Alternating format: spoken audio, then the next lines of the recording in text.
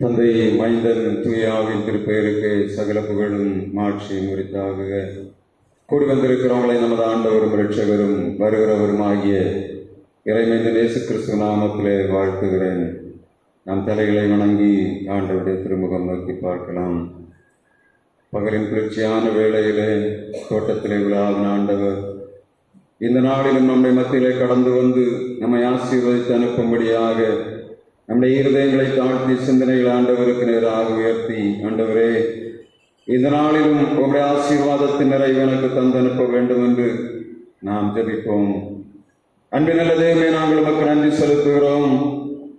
பகல் முழுவதும் எங்களோடு கூட இருந்தீர். இந்த சாயங்கால பொழுதிலும் உம்முடைய பிள்ளைகள் ஒரு சிலராய் நாங்கள் கூடி உம்முடைய திருப்பாதம் வந்து உம்முடைய திருமுகம் நோக்கி பார்க்கிறோம். வறண்டதும் விடாய்த்ததும் தண்ணீரற்றதுமான நிலத்திலே என் ஆத்துமா உண்மையில் வாஞ்சையும் தவறுமாயிருக்கிறது என்று சங்கீதக்காரன் சொல்லுகிறானே. எங்கள் இருதயங்கள் உமக்கு நேராக வாஞ்சையும் தவறுமாயிருக்கிறதப்பா. இந்த நாளிலும் உம்முடைய சமூகத்திலே வந்திருக்கிற எங்களை ஆசீர்வதியும். உம்முடைய வார்த்தை சொல்லுகிற எங்கே 2 பேராவது 3 பேராவது என் நாமத்தினாலே ஒருமனப்பட்டு கூடியிருக்கிறீர்களோ அவர்கள் மத்தியில் இருக்கிறேன் சொன்ன கர்த்தருடைய வாக்குத்தத்தத்தின் பிரகாரம் எங்கள் மத்தியிலே கடந்து வந்திருக்கிற தயவுக்காக நாங்கள் உமக்கு நன்றி செலுத்துகிறோம். உம்முடைய திருவார்த்தை நாங்கள் கேட்கட்டும், உம்முடைய திருமுகத்தை நாங்கள் தரிசிக்கட்டும் ஐயா. இந்த இடத்துல வந்தது போல் நாங்கள் திரும்பி போகாதபடி உம்முடைய ஆசீர்வாதத்தின் நிறைவை பெற்றவர்களாய் இந்த இடத்தை விட்டு கடந்து போகும்படியாய் கிருபைதார். இந்த இடத்துல கிரியை சேரனெல்லாம் எல்லா ஆகாய தந்தகார பிரபுக்களுடைய அதிகாரங்களையும் நாங்கள் இயேசு நாமத்திலே கடிந்து அப்புறப்படுத்தி ஜெயம் எடுக்கிறோம். உம்முடைய பிரசனங்களுக்கு தருவீராக. நிறைவான சமாதானமும் நிறைவான சந்தோஷம் எங்களுக்கு தந்து நிறைவாக்கி அனுப்பும்படியாக ஜெபிக்கிறோம். எங்கள் குறைகள் எல்லாவற்றையும் மன்னித்து எங்களை உம்முடைய அபிஷேகத்தினால், வல்லமையினால், உம்முடைய ஆவியினால், உம்முடைய வார்த்தையினால் நிரப்பி அனுப்பும்படியாக ஜெபிக்கிறோம். உம்முடைய திருக்கரத்திலே முழுவதுமாய் தாழ்த்தி சமர்ப்பிக்கிறோம். எந்த விதமான சத்துருடைய இடையூறுகள் இதற்குள்ளே புகாதபடி கர்த்தர் பாதுகாக்கும்படியாக ஜெபிக்கிறோம். வந்து கொண்டிருக்கிற பிள்ளைகளை துரிதமாய் கூட்டி சேரும். வந்திருக்கிற பிள்ளைகளை ஆசீர்வதியும். கர்த்தாவின் நாளிலும் யார் யாரெல்லாம் இந்த ஒலிபெருக்கி வழியாக தங்கள் வீடுகளிலே உட்கார்ந்து இந்த வார்த்தைகளை கேட்டுக் கொண்டிருக்கிறார்களோ எங்கள் பிள்ளைகளை நீர் ஆசீர்வதிக்கும்படியாக ஜெபிக்கிறோம். ஆண்டவரே, வரும் நாட்கள் எங்கள் ஆலயத்துக்குள்ளே வந்து உங்களுடைய ஆலயத்தின் சம்பூர்ணத்தினால் நிரம்பும்படியாய் கர்த்தர் இரக்கம் பாராட்டும்படியாய் ஜெபிக்கிறோம். கர்த்தாவே, இந்த தொழுகையின் ஆரம்பம் முதல் முடிவு வரையிலும் உங்களுடைய தெய்வீக பிரசன்னம் எங்களோடு தங்கி இருக்கும்படியாய் ஜெபிக்கிறோம். மைந்தன் இயேசு கிறிஸ்து நாமத்தில் ஜெபிக்கிறோம் எங்கள் ஜீவனுள்ள நல்ல பிதாவே, ஆமென். நாம் எழுந்திருந்து நம்முடைய கீர்த்தனையிலே 9வது பாடலை பாடுவோம். சீர்மிகு வான்குவி தேவா ஸ்தோத்திரம், சிருஷ்டிப்பு யாவையும் படைத்தாய் ஸ்தோத்திரம், ஏர்குணனே ஸ்தோத்திரம். கீர்த்தனை 9.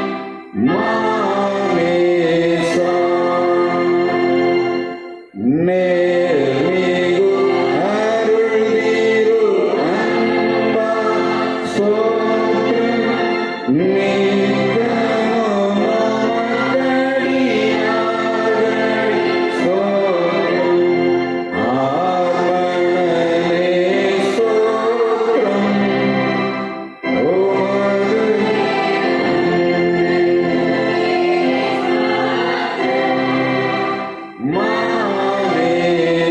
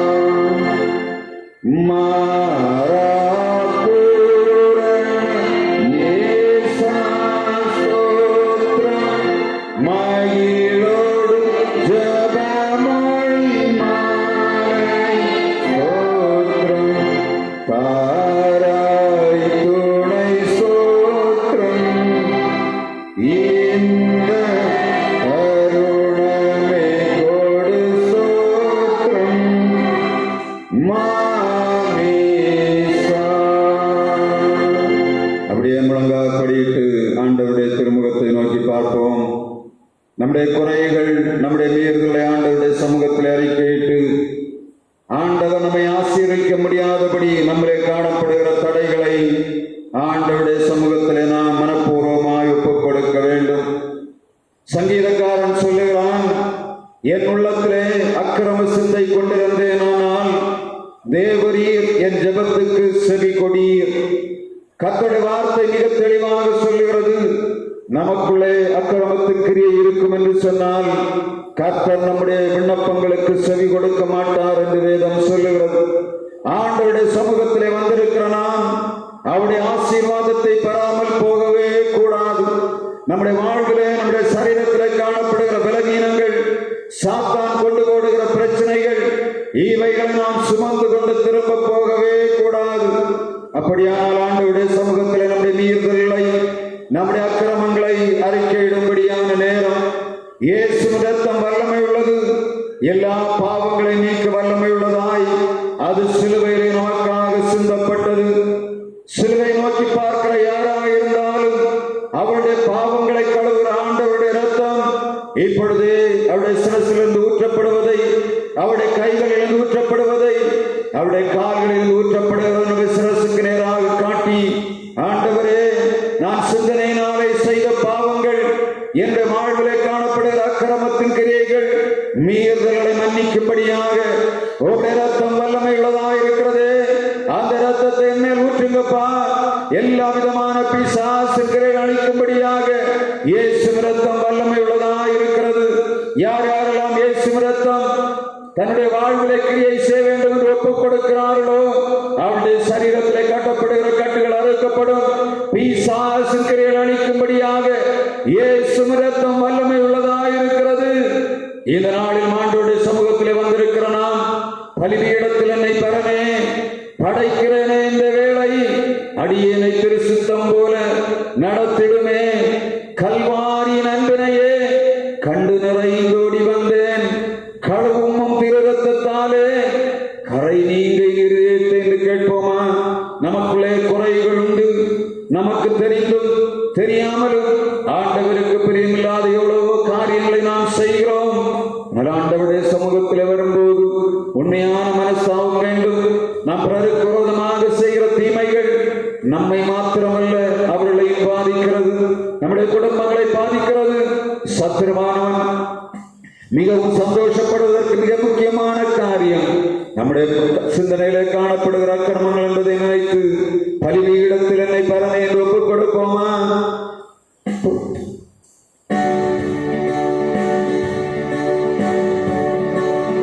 பலிபீடத்தில் என்னை பரனே படைக்கிறேனே, இந்த வேளை அடியேனை சித்தம் போல ஆண்டு நடத்திடுமே. அடியேனை சித்தம் போல ஆண்டு நடத்திடுமே. கல்வாரி அன்பினையே கண்டு விரைந்தோடி வந்தேன். கல்வாரி அன்பினையே கண்டு விரைந்தோடி வந்தேன். கழுவும் திரு ரத்தத்தாலே கரை நீங்க இருதயத்தை, கழுவும் திரு ரத்தத்தாலே கரை நீங்க இருதயத்தை. சங்கீதக்காரன் சொல்லுகிறான், சுயம் என்னில் சாம்பலாய் மாற வேண்டும், சுத்தாவியனிலே ஊற்ற வேண்டும். ஜெயம் பெற்று மாமிசமாய தேவா அருள் செய்வீர் என்று பாடுகிறதை நாம் பார்க்க முடியும். சுயம் என்னில் சாம்பலாய் மாறும்படியாக ஒப்புக் கொடுப்பீர்களா? சுயம் நம்மிலே சாக வேண்டும். கர்த்தருடைய பலிபீடத்திலே வரும்போது ஆண்டவர் நம்மை ஆசீர்வதிக்க முடியாதபடி தடையாய் கிடக்கிற சுயங்களை ஆண்டவருடைய சமூகத்தில் ஒப்புக் கொடுக்க வேண்டும். சுயமென்னில் சாம்பலாய் மாற சுத்தாவியே அனல் மூட்டும். ஜெயம் பெற்று மாமிசம் மாய தேவாருள் செய்குவி.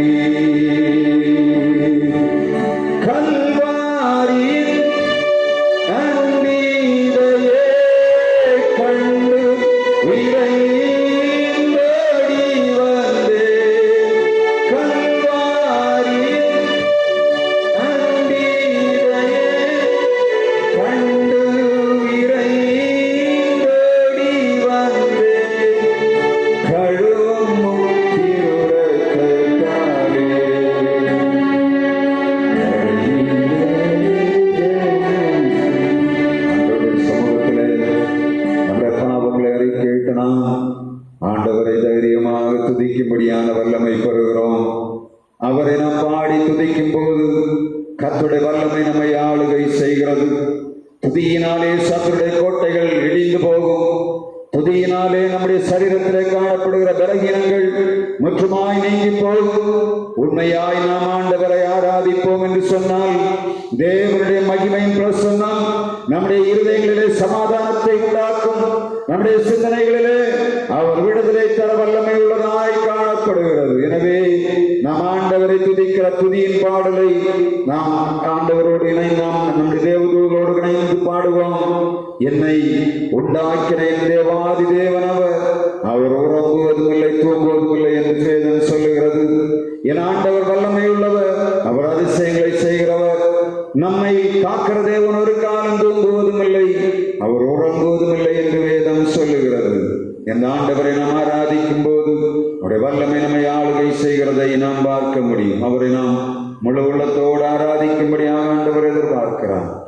நம்மோடு கூட திரளான தூதர்கள் ஆண்டவரை ஆராதிக்கிறார்கள். நம்முடைய இருதயங்களிலே காணப்படுகிற எல்லா வியாகுலங்களும் நீங்கும் போது ஆண்டவரை நாம் துதிக்கிற துதி அவருக்கு நேராக எழும்பும் போது அவருடைய வல்லமை நம்மை ஆளுகை செய்யும்.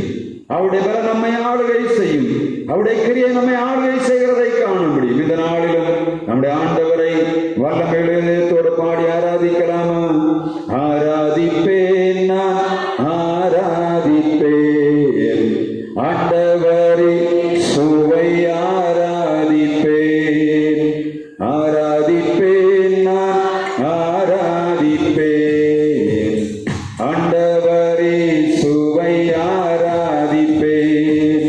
வல்லவரே உம்மை ஆராதிப்பேன், நல்லவரே உம்மை ஆராதிப்பேன். வல்லவரே உம்மை ஆராதிப்பேன், நல்லவரே உம்மை ஆராதிப்பேன். வாய்களை திறந்து பாடலாமா? ஆராதிப்பேன், நான் ஆராதிப்பேன் ஆண்டவரே, சுவை ஆராதிப்பேன். தூதர்களோடு ஆராதிப்பேன், சொத்திர பலியோடு ஆராதிப்பேன். தூதர்களோடு ஆராதிப்பேன், சொத்திர பலி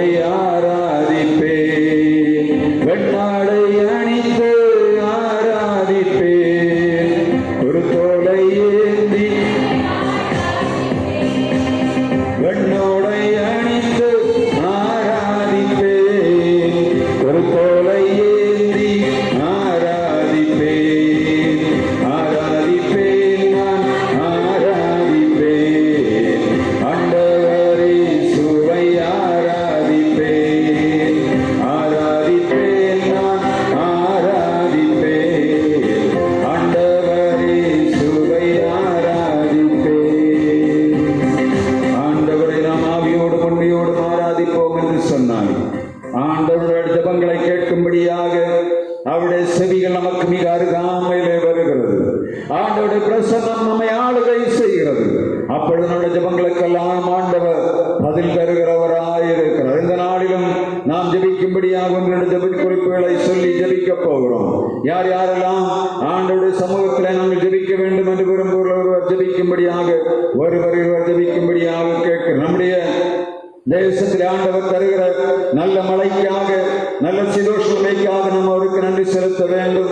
அவர் தொடர்ந்து நம்மை பாதுகாக்க வேண்டும். நல்ல மழை ஆண்டவர் தந்து சேதமில்லாமல் நம்முடைய செழிப்பை ஆண்டவர் தரும்படியாக ஒருவர் ஜெபிக்க வேண்டும். நம்முடைய தேசத்திலே கிரியை செய்து கொண்டிருக்கலாம் விதமான ஆகாய கந்தகார பிரபுக்கள் அதிகாரங்களாகிய பாவத்தின் அடிமைத்தனங்கள், போதை வசதிகள் அடிமைத்தனங்கள் தேசத்தை விட்டு நீங்கி போக வேண்டும். கடன்களில் சிக்கி வாழ்ந்து கொண்டிருக்கிற ஜனங்கள், வழக்குகளில் சிக்கிக் கொண்டிருக்கிற ஜனங்களுக்காக நாம் ஜெபிக்க வேண்டும். நம்முடைய தேசத்திலே இந்த நாட்களிலே செய்து கொண்டிருக்கிற கிரியை செய்கிற எல்லா விதமான அந்த மரக்கரைகளை மற்ற போகும்படியாக ஜெபிக்க வேண்டும். வெளிநாடுகளிலே, வெளி மாவட்டங்களிலே, வெளி மாநிலங்களிலே வேலை செய்து கொண்டிருக்கிற ஜனங்களை நினைத்து நாம் ஜெபிக்க வேண்டும். யாராவது சத்தத்தை வைத்து ஜெபிக்கலாமா?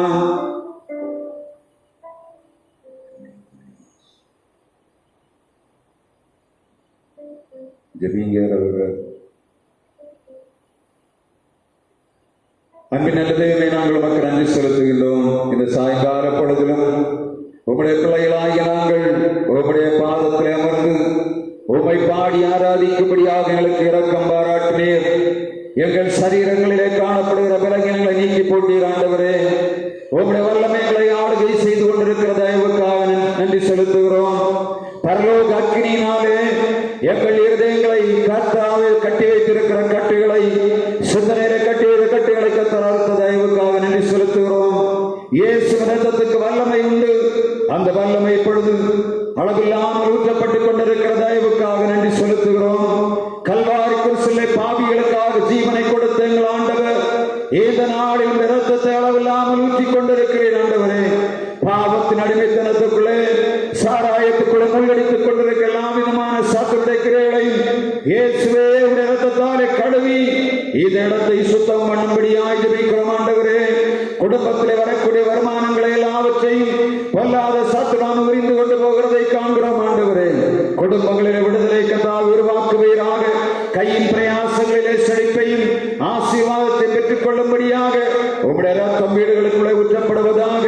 எல்லாம் எங்களுடைய சிந்தனையிலும் கர்த்தர் ஊற்றும்படியாய் ஜெபிக்கிறோம். இந்த நாளிலும் கர்த்தாவே, எங்களுக்கு தந்த மழைக்காக உமக்கு நன்றி செலுத்துகிறோம். தொடர்ந்து எங்களுக்கு நல்ல மழையை தருவீராக. சேதமில்லாத மழையை தாரும். எங்கள் கர்த்தாவே, கழனிகள் காலி ஆட்சிகள் எல்லாம் நிரம்பும்படியாக, குளங்கள் நிரம்பும்படியாக தண்ணீரை தருவீராக. வருங்காலங்களிலே விவசாயத்துக்கு பஞ்சமில்லாதபடி எங்கள் தேசத்தை ஆசீர்வதிக்கும்படியாக ஜெபிக்கிறோம். அப்பா உமக்கு நன்றி செலுத்துகிறோம். தேசத்திலே காணப்படுகிற அக்கிரமத்தின் கிரைகள், தற்கொலையின் ஆவிகள், விபத்துக்களின் ஆவிகள், கொலைவரிகளின் ஆவிகள் தேசத்தை தகர்ந்து போகும்படியாய் கர்த்தர் இரக்கம் பாராட்டுவீராக. நம்முடைய பிள்ளைகளாய் நான் கூப்பிடும் போது செவி கொடுக்கிற கர்த்தர் அல்லவா, இந்த நாளில் எங்களுக்கு செவி கொடுக்கும்படியாய் ஜெபிக்கிறோம். குறிப்பாக நாட்களிலே, வெளியிடங்களிலே, வெளிநாடுகளிலே வேலை செய்து கொண்டிருக்கிற பிள்ளைகளை கண்ணோக்கி பாருங்கப்பா. உங்களுடைய பாதுகாப்பு, உங்களுடைய ஆசீர்வாதம் எங்கள் பிள்ளைகள் மேல் வைக்கப்படும்படியாக ஜெபிக்கிறோம். குடும்பத்தின் ஆசீர்வாதங்களுக்காக வெளியிடங்களிலே வேலை செய்கிறார்கள். கர்த்தருடைய ஆசீர்வாதம் அவர்கள் நிலைவாய் வைக்கப்படும்படியாக ஜெபிக்கிறோம். ஐயா, கை பிரயாசங்களை ஆசீர்வதித்துக் கொடும். கர்த்தாவே, இருக்கிற குடும்பங்களை ஆசீர்வதிப்பீராக. கர்த்தாவே, வேலை நிமித்தமாக வெளியிடங்களில் இருக்கிற ஜனங்கள், இந்த நேரங்களில் வேலை செய்து வீடுகளுக்கு வந்து கொண்டிருக்கிற ஜனங்கள், பணி செய்து கொண்டிருக்கிறவருடைய கரங்களிலே தருகிறோம். கர்த்தருடைய ஆசீர்வாதத்தின் நிறைவை தருவீராக. எங்கள் பிள்ளைகள் கர்த்தாவே, இந்த ஜூன் மாதம் நிறைவான ஆசீர்வாதத்தை பெறும்படியாக கர்த்தர் இரக்கம் பாராட்டுவீராக. நீங்கள் காற்றையும் காண மாட்டீர்கள், மழையையும் காண மாட்டீர்கள், ஆனால் அந்த பள்ளத்தாக்களால் தண்ணீரால் நிரப்பப்பட்டிருக்கும் சொன்ன வார்த்தையின் பிரகாரம் உங்களுடைய ஆசீர்வாதத்தின் நிறைவு இருக்கின்றது நடத்தும்படியாய் ஜெபிக்கிறோம். ஆண்டவரே, குடும்பங்களில் நன்மை செய்யும், இரக்கம் செய்யும்படியாய் ஜெபிக்கிறோம். ஐயா கர்த்தாவே, எங்களுக்கு தந்திருக்கிற எல்லா ஜீவன் சுகமலனுக்காக நன்றி செலுத்துகிறோம். இந்த இடத்துல பலவீனத்தோடு வந்திருக்கிற பிள்ளைகளை பலப்படுத்துவீராக. இயேசு தம்முடைய சரீரத்தில் ஊற்றப்படுவதாக. உம்முடைய பரிசுத்த ஆவியின் வல்லமை எல்லா கட்டுகளையும் அறுத்து போடுவதாக. உம்முடைய தூதலை கொண்டு எங்கள் பிள்ளைகளை பாதுகாவல் செய்யும்படியாக ஜெபிக்கிறோம். கர்த்தாவே, தருகிற நல்ல வார்த்தைக்காக நன்றி நன்றி செலுத்துகிறோம். உம்முடைய பிள்ளைகளாகி நாங்கள் உம்முடைய வார்த்தை கேட்டதன்படி ஜீவிக்கும்படியாய் கிருபை தாரும். உம்முடைய ஒப்பற்ற கரத்தில் எங்களை தாழ்த்தி ஒப்புக் கொடுக்கிறோம். இறை மைந்தன் இயேசு கிறிஸ்து நாமத்தில் ஜெபிக்கிறோம் எங்கள் ஜீவனுள்ள நல்ல பிதாவே, ஆமென். நாம் எழுந்து திருமறைக்காக வாசிக்கலாம்.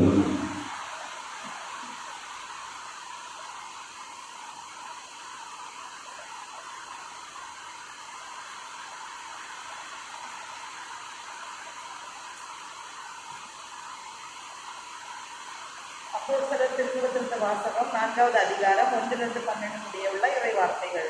அவர்கள் ஜனங்களுடைய பேசிக் கொண்டிருக்கையில் ஆசாரியர்களும் தேவாலயத்து சேனை தலைவரும் சபசேயரும் அவரிடத்தில் வந்து அவர்கள் ஜனங்களுக்கு உபதேசிக்கிறதிலும் இயேசுவை முன்னிட்டு மரித்தோரிலிருந்து உயிர்த்தெழுவதை பிரசங்கித்ததும் சினம் கொண்டு அவர்களை பிடித்து சாயங்காலமாய் இராதபடியினால் மறுநாள் வரைக்கும் காவலில் வைத்தார்கள். வசனத்தை கேட்டவர்களில் அநேகர் விசுவாசித்தார்கள். அவர்கள் தொகை ஏறக்குறைய 5000 இருந்தது. மறுநாளிலே ஜனங்களுடைய அதிகாரிகளும் மூப்பரும் வேத பாரகரும் பிரதான ஆசிரியரான அன்னாவும் காய்பாவும் யோவானும் அலெக்சந்தரும் பிரதான ஆசாரியர்களுடைய குடும்பத்தார் யாவரும் எருசலேமிலே கூட்டங்கள் கூடி அவர்களை நடுவிலே நிறுத்தி, நீங்கள் எந்த வல்லமையினாலே எந்த நாமத்தினாலே இதை செய்தீர்கள் என்று கேட்டார்கள். அப்போது பேதுரு பரிசுத்த ஆவியினாலே நிறைந்து அவர்களை நோக்கி, ஜனத்தின் அதிகாரிகளே, இஸ்ரேலின் மூப்பர்களே, பிணியாயிருந்த இந்த மனுஷர்களுக்கு செய்யப்பட்ட உபகாரத்தை குறித்து எதினாலே இவன் ஆரோக்கியமானான் என்று நீங்கள் இன்று எங்களிடத்தில் விசாரித்து கேட்டால், உங்களில் சிலுவையில் அறையப்பட்டவரும் தேவனால் மரித்தோரில் இருந்து எழுப்பப்பட்டவருமாயிருக்கிற நாசரேயனாகிய இயேசு கிறிஸ்துவின் நாமத்தினாலே இவன் உங்களுக்கு முன்பாக சொத்தமாய் நிற்கிறான் என்று உங்களுக்கு எல்லாருக்கும், இஸ்ரேல் ஜனங்களுக்கு எல்லாருக்கும் தெரிந்திருக்க கடவுது. வீடு கட்டுகிறவர்களாகிய உங்களால் அற்பமா எண்ணப்பட்ட அவரே மூளை கல்லுக்கு தலைக்கல்லானார். அவரால் என்று வேறு யாராலும் ரட்சிப்பை இல்லை. நாம் ரட்சிக்கப்படும்படிக்கு வானத்தின் கீழெங்கும் மனுஷர்களுக்குள்ளே அவருடைய நாமம் இல்லாமல் வேறொரு நாமம் கட்டளையிடப்படவும் இல்லை என்றார். எழுந்து நின்று நம்முடைய பாடலுக்கு சுவாசிக்கிறதிலே முதல் பாடலின் ஒரு சரணத்தை பாடி ஆண்டவருடைய வார்த்தைக்கு நேராக கடந்து போகலாம். அல்லேலூயா, கர்த்தரையே ஏகமாய் துதியுங்கள், அவர் நடத்தும் செயல்களெல்லாம் பார்த்தவரே துதியுங்கள்.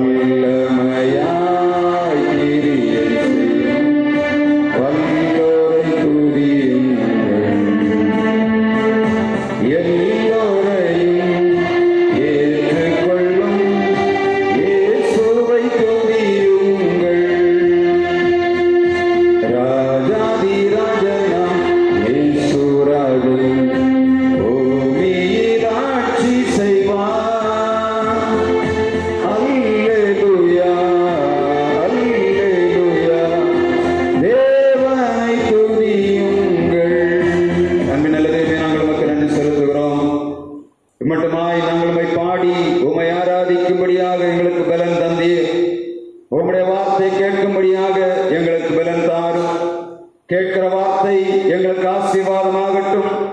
எங்களுக்குள்ளே அது கிரியை நடப்பிக்கும்படியாக எங்களை தாழ்த்தி ஒப்புக் கொடுக்கிறோம். இந்த வார்த்தை எந்தெந்த இடங்களிலே கேட்கப்படுகிறதோ உங்களுடைய அதிசயம் நடைபெறும்படியாக ஜெபிக்கிறோம். அப்பா, கர்த்தருடைய கரங்களில் எங்களை தாழ்த்தி ஒப்புக் கொடுக்கிறோம்.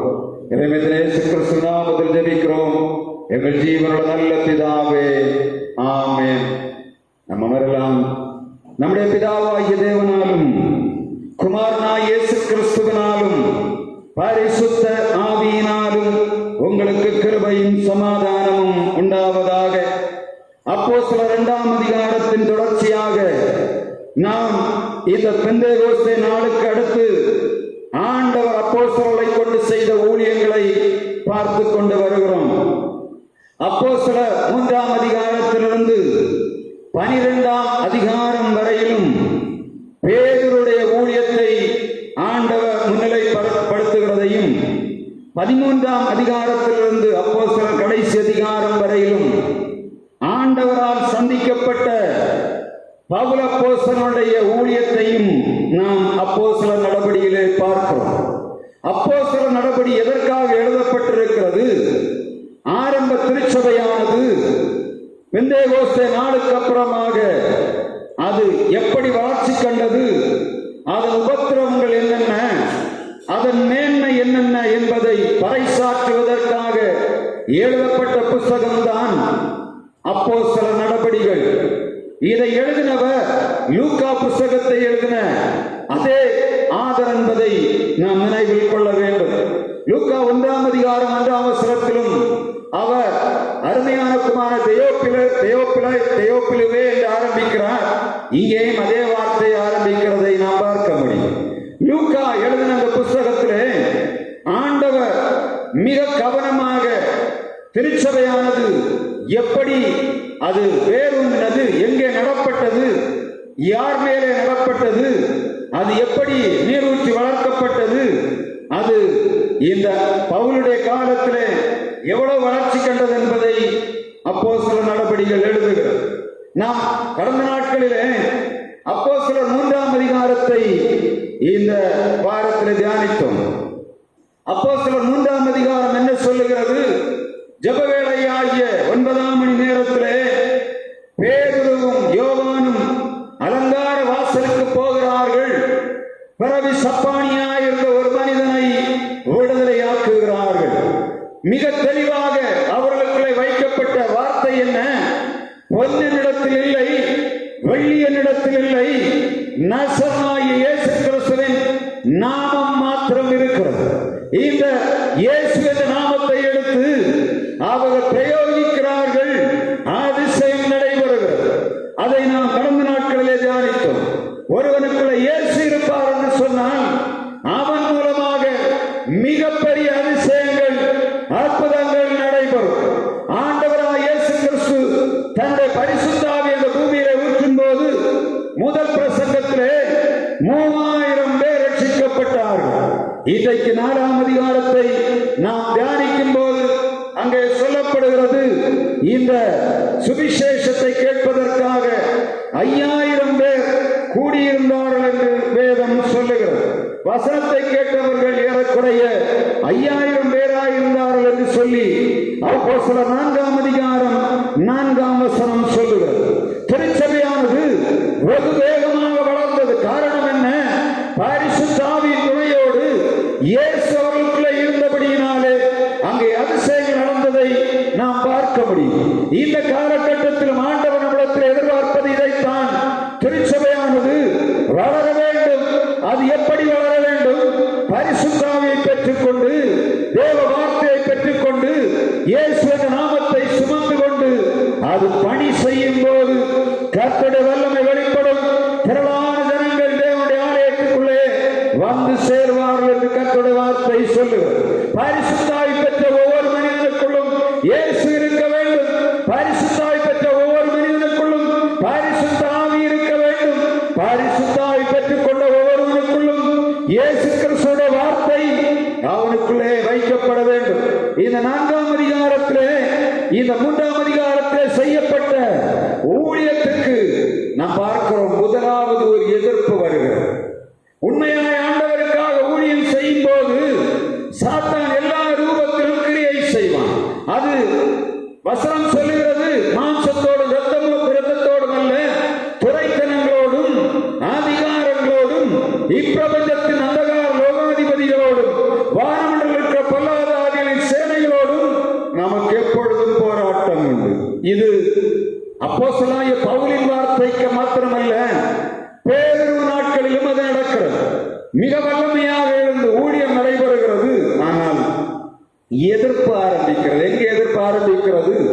உள்ள திருச்சபைக்குள்ளேயே ஆரம்பிக்கிறது. வசனம் சொல்லுகிறது, அங்கிருந்த சதுசேயரும் பரிசேயரும் பிரதான ஆசாரியரும் 6ஆம் வசனம் 4ஆம் அதிகாரம் 6ஆம் வசனம் சொல்லுகிறது, பிரதான ஆசாரியனாகிய அன்னாவும் காய்வாவும் யோவானும் அலெக்சந்தரும் பிரதான ஆசாரியர் குடும்பத்தார் யாவரும் எருசலேமிலே கூட்டம் கூடி அவளை நடுவே நிறுத்தி, நீங்கள் எந்த வல்லமையினாலே எந்த நாமத்தினாலே இதை செய்தீர்கள் என்று கேட்டார்கள்.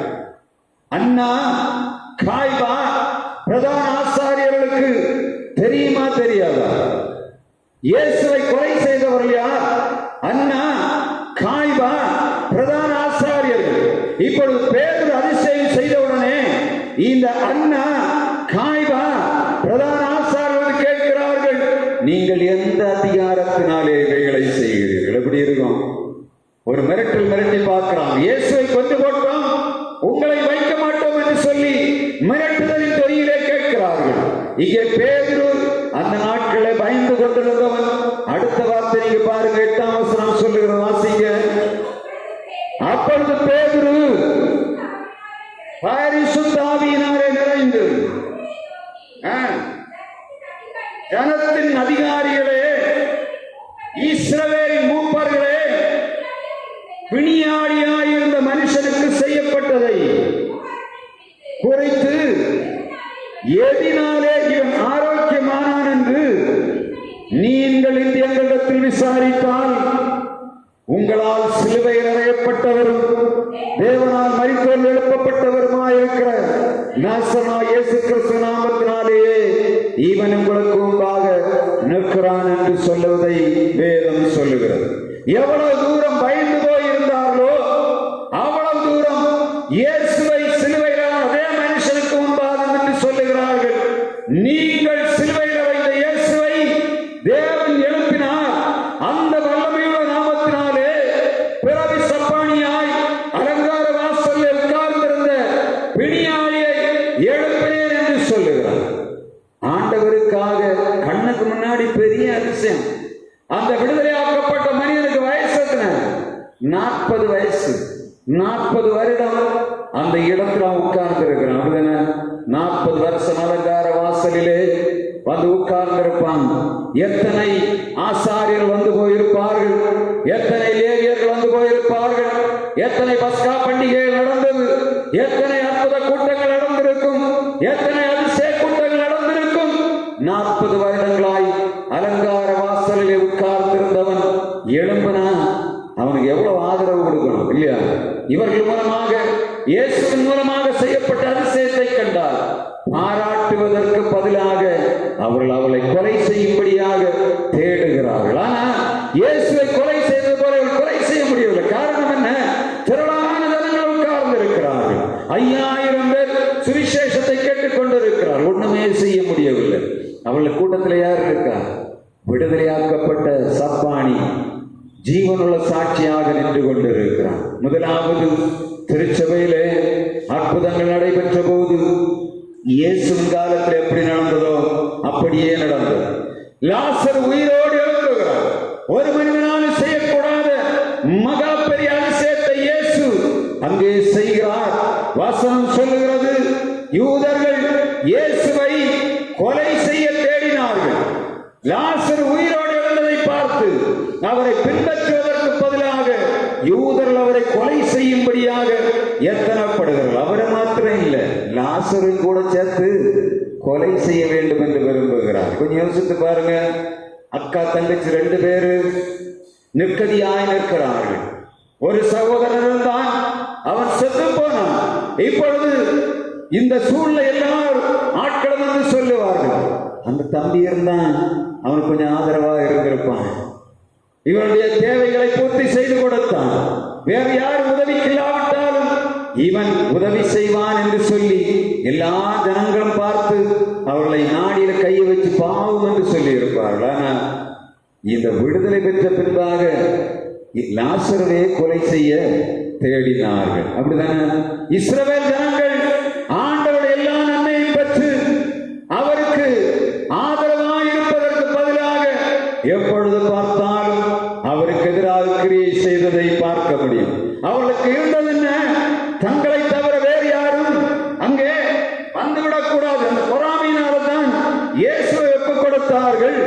இந்த பேதுருவையும் அப்படியே செய்கிறார். வசனம் சொல்லுகிறது, அவர்கள் 15ஆம் வசனத்தை வாசிங்க. அப்பொழுது அவர்கள் ஆலோசனை சங்கத்தை விட்டு வெளியே போகும்படி கட்டளையிட்டு தங்களுக்குள்ள யோசனை பண்ணிக்கொண்டு, இந்த மனுஷரை நாம் என்ன செய்யலாம்? எருசலேமிலே வாசம் பண்ணுகிற எல்லாருக்கும் தெரிந்திருக்கிறபடி வெளியரங்கமான அற்புதம் இவர்களால் செய்யப்பட்டதே கூடாது. வசனம் எப்படி சொல்லுது?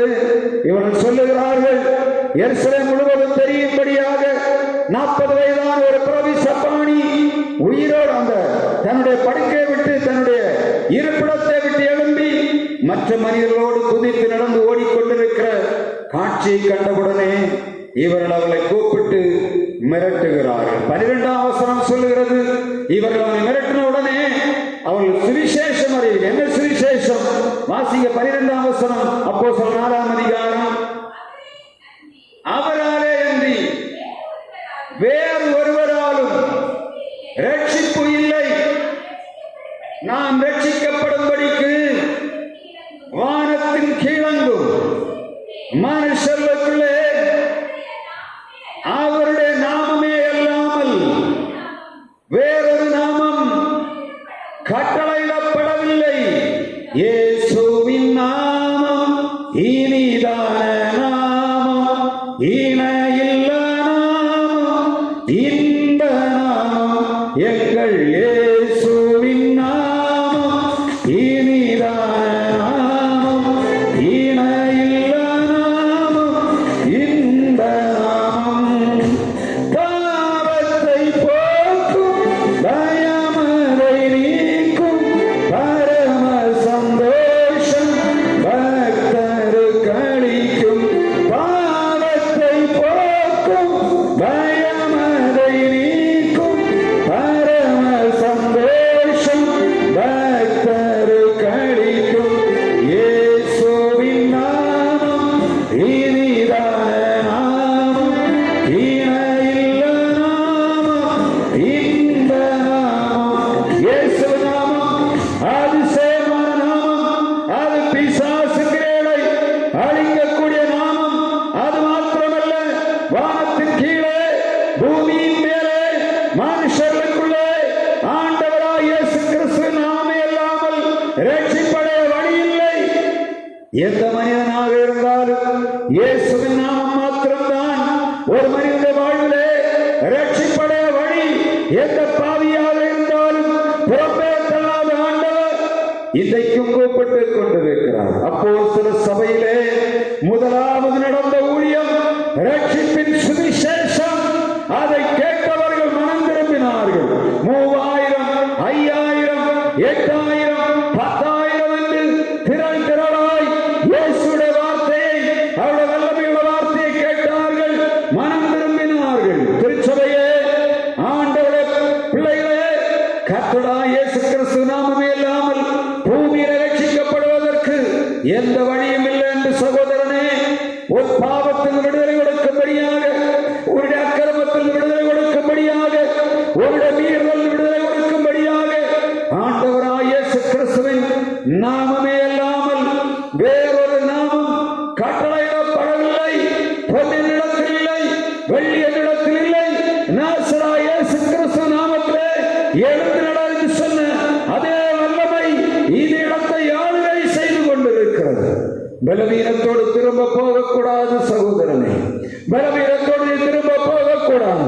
அவருடைய வார்த்தையை கேட்டுக் கொண்டிருக்கிற அன்பு சகோதரனே, உன் பலவீனத்தை சுமந்து கொண்டிருக்க ஆண்டவர் அனுமதிக்கவில்லை. என்றைக்கு இந்த இடத்திலே கர்த்தருடைய வார்த்தை விதைக்கப்படுகிறதோ, உனக்குள்ள இயேசு வர வேண்டும் சகோதரனே, உனக்குள்ள இயேசு வர வேண்டும். உனக்குள்ள இயேசு வரும்போது எல்லா மாற்றங்களும் உருவாவதை நாம் பார்க்க முடியும்.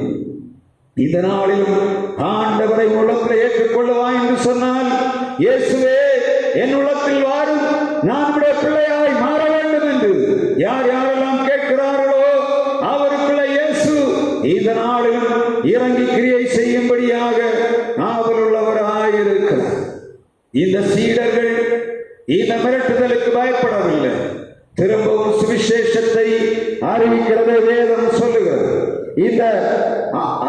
அப்போஸ்தலர் 4ஆம் அதிகாரம் 22ஆம் வசனம் சொல்கிறது, அற்புதமாய் சொஸ்தமாக்கப்பட்ட மனிதன் 40 வயதுக்கு மேற்பட்டவனாய் இருந்தான். இப்பொழுது ஆண்டவருடைய வார்த்தை சொல்லுகிறது, அவர்கள் ஆண்டவருடைய வார்த்தை மிக தைரியமாக திரும்ப அறிவிக்கிறதை வேதம் சொல்லுகிறது. உயிர்த்தெழுதலை குறித்து சாட்சி கொடுத்தார்கள். அப்போஸ்தலர் 4ஆம் அதிகாரம் 31ஆம் வசனம், அப்போஸ்தலர் 4ஆம் அதிகாரம் 33ஆம் வசனத்திலே சீடர்கள் பயமில்லாதபடி இயேசுவின் சுவிசேஷத்தை அறிவித்தார்கள் என்று வேதம் சொல்லுகிறது. அதற்கு பின்பாக தடை அந்த இடத்திலிருந்து மாறி போனது. யார் செய்தார்கள்? சனகரி சங்கம் அவர்களுக்கு எதிராக கிரியை செய்தது. முதலாவது எதிர்ப்பு யூதரிடத்திலிருந்து சுவிசேஷத்துக்கு எதிரடையாக வந்தது. ஆண்டவர் சொன்னார், இந்த கல்லின் மேல சபையை கட்டுவேன், பாதாளத்தின் வாசல்கள் மேற்கொள்ளாது. பேதுருவே, நீ கல்லாய் இருக்கிறாய், நீ பாறையாக இருக்கிறாய், பாதாளத்தின் வாசல்கள் உன்னை மேற்கொள்ளாது. இந்த கல்லின் மேல் என் சபையை கட்டுவேன் என்று சொன்ன ஆண்டவர் இந்த நாளிலும் அப்போஸ்தலர் உபதேசத்திலே கட்டி கொண்டு வருகிறார். நாமும் அப்போஸ்தலர் உபதேசத்திலே கட்டப்படும்படியாக ஆண்டவர் விரும்புகிறார். நம்முடைய ஆண்டவர் நேற்றும் இன்றும் என்றும் மாறாதவராயிருக்கிறார். அன்றைக்கு பிரவிசப்பாணியுடைய அந்த காலிலே பலனை கொடுத்த ஆண்டவர் 5000 பேரை ஒரே நேரத்திலே விடுதலையாக்கினவர், 3000 பேரை தேவனுடைய ராஜ்யத்துக்குள்ளே சேர்த்துக் கொண்ட ஆண்டவர் வல்லமை மகத்துவம் உள்ளவராய் இந்த நாளிலும் கிரியை செய்து கொண்டிருக்கிறார். தொடர்ந்து கேட்டுக்கொண்டு, ஆண்டவரே எனக்குள்ளே நீர் வேணும்னு கேட்கணும். நம்ம எதுவும் கேட்கறது இல்லை, ஒவ்வொரு நாளும் கேட்கணும். ஆண்டவரே இயேசுவே எனக்குள்ளே நீர் வர வேண்டும், உங்களுடைய பரிசுத்த ஆவி எனக்குள்ளே நிறைவாய் கிரியை செய்ய வேண்டும். கேட்கத்தான். நீங்க கேட்கும் போது உங்களுக்குள் இருந்து ஆண்டவருடைய வல்லமை வெளிப்படுகிறதை நீங்கள் பார்க்கும். நம்மை சுற்றி நெருங்கியிருக்கிற எல்லா விதமான எதிராளிகளும் தொற்று போகும்படியாக கர்த்தருடைய வல்லமை உங்களுக்குள்ளே இருக்க வேண்டும். இயேசு உங்களுக்குள்ளே இருக்கும் போது எதுவுமே உங்களை மேற்கொள்ளாது. இயேசு உங்களுக்குள்ளே வரும்போது எதுவுமே உங்களை சஞ்சலப்படுத்த முடியாது. இயேசு உங்களுக்குள்ளே வரும்போது நிறைவான சமாதானம், சாந்தி உங்கள் இருதயங்களுக்குள்ளே காணப்படும். இந்த அப்போஸ்தலர் 4ஆம் அதிகாரம் 12ஆம் வசனம் தான் மிகவும் கீவேர்டாக, அதாவது ஒரு திறவுகோல் வசனமாக இந்த அப்போஸ்தலர் 4ஆம் அதிகாரத்திலே கொடுக்கப்பட்டிருக்கிறது. மெயின் தீமே அதுதான். அவருடைய நோக்கம் என்ன? இயேசுவை உலகத்திலே எல்லாவற்றுக்கு மேலாக உயர்த்த வேண்டும். இயேசுதான் ரட்சகர் என்பதை பறைசாற்ற வேண்டும். இயேசுதான் விடுதலை கொடுக்கிறவர் என்று பறைசாற்ற வேண்டும். இயேசுதான் மரித்து உயிர்த்தெழுந்தவர் என்ற உண்மையை அறிவிக்க வேண்டும் என்று சொல்லக்கூடிய வார்த்தை தான் இந்த 4ஆம் அதிகாரம் 12ஆம் வசனத்துடைய திறவுகோல் வசனமாக காணப்படுகிறது. எதிர்ப்புகள் வந்தபோதும் இயேசுவை உயர்த்துவதை அவர்கள் விட்டுவிடவில்லை. பரிசுத்த ஆவியிலே நிறைவதற்கு அவர்கள் தோற்று போகவில்லை. வந்து சனகரின் சபம் கேட்கிறது. அண்ணா காய்வா பிரதான ஆசாரியர்கள் கேட்கும் போது பயந்து ஒழித்து போகவில்லை. வசனம் சொல்லுகிறது, பரிசுத்த ஆவியினாலே நிறைந்தார்கள், அவர்களுக்கு பதில் கொடுத்தார்கள். அதே வல்லமையை எடுத்து நாம் பிரயோகிக்கும்படியாக ஆண்டவர் நமக்கு இரக்கம் பாராட்டுகிறார். இந்த நாளில் ஆண்டவருடைய திருச்சபைக்குள்ளே வந்திருக்கிற நாம் இயேசுவை சுமந்து கொண்டு போக வேண்டும். இயேசுவை சுமந்து கொண்டு போக வேண்டும். இயேசு எவ்வளவு தூரம் உங்கள் இருதயங்களுக்குள்ளே காணப்படுகிறாரோ அவ்வளவு தூரம் நீங்கள் விடுதலையில், சமாதானம், ஆசீர்வாதம் பெறுவீர்கள் என்பதிலே எந்த விதமான சந்தேகமும் இல்லை. முற்றிலும் எதிரடியான சூழ்நிலையிலே இயேசுவை அறிவிக்க கூடாது என்று சொல்லக்கூடிய மிக பயங்கரமான நாட்களிலே பேதுரு பரிசுத்த ஆவியினாலே நிறைந்து ஆண்டவருடைய சத்திய சுவிசேஷத்தை அறிவித்தான். இந்த இடத்திலும் ஆண்டவருடைய சுவிசேஷத்தை அறிவித்துக் கொண்டு வருகிறோம். கர்த்தருடைய வல்லமையை விதைத்துக் கொண்டு வருகிறோம். கர்த்தருடைய சமூகத்துக்குள்ளே தேடி வருகிற யாராயிருந்தாலும் கர்த்தருடைய ஆசீர்வாதம் இந்த வருடத்தில் நிறைவாய் பெற்றுக் கொள்ளும்படியாய் கர்த்தர் இரக்கம் பாராட்டுவார். மாதத்திலே, இந்த வருஷத்திலே 6வது மாதம் நடு மாதத்திலே வந்திருக்கிறோம். கர்த்தர் நமக்கு அதிசயம் செய்ய வேண்டும். குடும்ப வாழ்விலே, தனிப்பட்ட வாழ்விலே, திருச்சபையிலே, சமுதாயத்திலே, நம்மை சுற்றி இருக்கிற ஜனங்கள் மத்தியிலே, நம்முடைய தேசத்திலே, நம்முடைய பிராந்தியத்திலே, நம்முடைய தேசத்திலே ஆண்டவர் அதிசயம் செய்ய வேண்டும் என்று சொன்னார். இயேசுவை உள்ளத்தின் ஆழத்துக்குள்ளே வைத்திருக்க வேண்டும். எவ்வளவு எதிர்ப்புகள் வந்தாலும் எவ்வளவு விதமான நோய்கள் வந்தாலும், எந்த எதிரடியான சூழ்நிலைகள் வந்தாலும் இயேசுவை உள்ளத்துக்குள்ளே வைத்திருப்போம் என்று சொன்னார். வரும் நாட்களில் ஜெயிக்க போகிறோம். எந்த விதமான எதிரடியான கிரியைகள் நம்மை மேற்கொள்ளாது என்பதை உணர்ந்து வசனம் சொல்லுகிற வாசிப்போம். அப்போஸ்தலர் 4ஆம் அதிகாரம் 12ஆம் வசனத்திலே சொல்லப்படுகிறது, அவராலே அன்றி வேறொருவராலும் ரட்சிப்பு இல்லை. நாம் ரட்சிக்கப்படும்படிக்கு வானத்தின் கீழே மனுஷர்களுக்குள்ளே அவருடைய நாமமே இல்லாமல் வேறொரு நாமம் கட்டளையிடப்படவில்லை என்று எழுதப்பட்டிருக்கிறது. எனவே அவரை உயர்த்தி பிடிப்போம். குடும்பத்தில் வீட்டில் போனோம்னு சொல்ல, ஆண்டவரே என் வீட்டுக்குள்ள நீர் தங்கி இருக்கணும், என் இதயத்தில் நீர் தங்கி இருக்கணும். காலையில் இழக்கும் போது பலவீனம் இருக்கிறது, இயேசுவே எனக்குள்ளே வாரும் என்று கேளுங்க.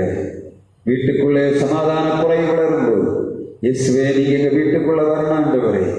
சமுதாயத்தில் நமக்கு நாம் நெருக்கப்படும் போது, இயேசுவே நீர் என் வீட்டுக்குள்ளே வர வேண்டும் என்று நாம் கேட்கும் போது ஆண்டவருடைய வாழ்விலே அதிசயம் செய்வார். நாம் ஒரு பாடலை பாடும்போது ஆண்டவருக்கு அந்த காணிக்கை செலுத்துவோம்.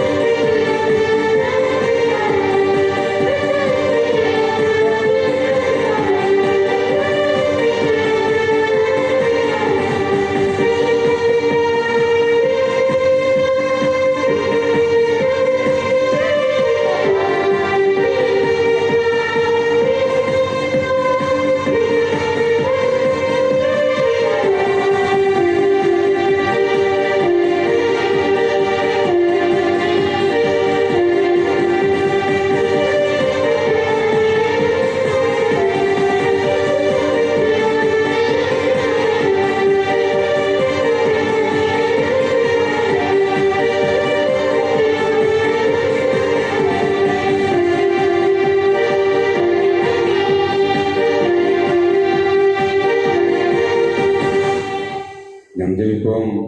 அன்பினே நாங்கள் உமக்கு நன்றி செலுத்துகிறோம். இந்த நாளில் உடைய பிள்ளைகளாகி நாங்கள் உம்பாதம் வந்து உம்மை பாடி ஆராதிக்கும்படியாக எங்களுக்கு இரக்கம் பாராட்டினீர்.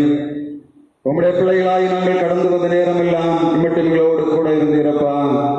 இந்த நாளிலும் உம்முடைய பிள்ளைகளாகி நாங்கள் கொடுத்த காணிக்கைக்காக கர்த்தாவே நீங்களுக்கு தந்த காணிக்கைக்காக நன்றி செலுத்துகிறோம். உம்முடைய பிள்ளைகள் கையின் பிரயாசங்களை ஆசீர்வதிப்பீராக. கொடுங்கள் கொடுக்கப்படும் என்று சொன்னீர். நிறைவான ஆசீர்வாதமும் சமாதான வாழ்வை கட்டளையிடும்படியாக ஜெபிக்கிறோம். ஆண்டவரே கர்த்தாவே கையின் பிரயாசங்களை ஆசீர்வதிப்பது மாத்திரமல்ல, குடும்பத்துக்கு தேவையான எல்லா விதமான ஆசீர்வாதங்களை தருவீராக. கர்த்தாவே இந்த வாரத்திலே பிள்ளைகளை கல்வி சாலைகளுக்கு அனுப்ப வேண்டும் என்று சொல்லி போராடுகிறதை காண்கிறீர். தேவைகளை சந்திப்பீராக. எங்கள் பிள்ளைகளுடைய வாழ்விலே சமாதானம் நிறைவை தரும்படியாக ஜெபிக்கிறோம். எங்கள் பிள்ளைகளை போக்குவரத்து மரத்திலும் பாதுகாப்பீராக. நிறைவான வரும்போது குறைவான ஒழிந்து போகும் என்று சொன்ன வார்த்தையின் பிரகாரம் எங்கள் பிள்ளைகளுடைய வாழ்விலே நிறைவுகளை தரும்படியாக ஜெபிக்கிறோம். நீ ஜீவனுள்ள கர்த்தர் அல்லவா, அதிசயங்களை செய்கிறவர் அல்லவா. இந்த நாளில் அதிசயம் செய்யும்படியாக ஜெபிக்கிறோம். எங்கள் பிள்ளைகள் வீடுகளுக்கு புறப்பட்டு போகிறார்களப்பா.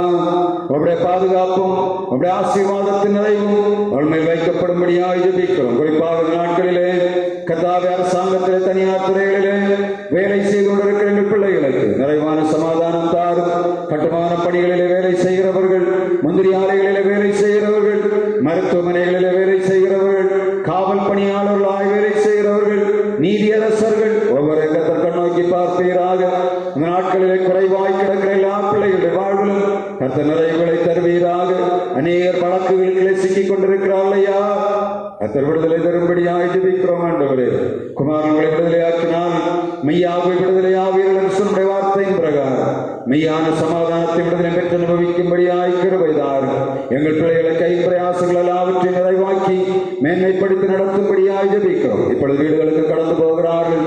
வீடுகளுக்குள்ளே சமாதானம் தாரும். எல்லா வீடுகளுக்குள்ளும் உங்களுடைய ரட்சிப்பின் கம்பீர சத்தம் கேட்கட்டும் ஆண்டவரே. நீதிமான்கள் தங்கள் படுக்கைகளை கம்பீரிப்பார் சொன்ன வார்த்தையின் பிரகாரம் உங்களுடைய கம்பீர சத்த வீடுகளுக்குள்ளே காணப்படும்படியாய் ஜெபிக்கிறோம்.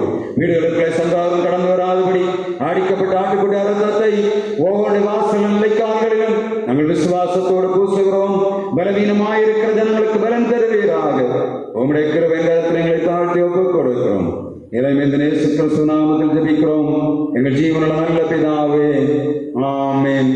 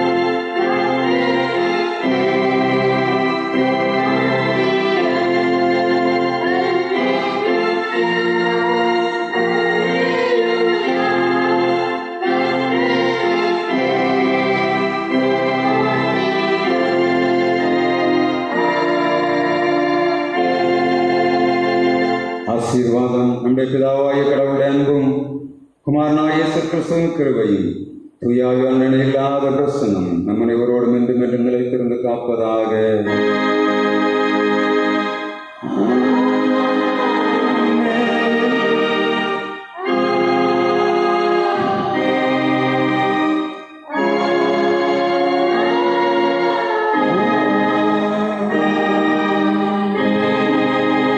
கர்த்தரோடு இருப்பாராக.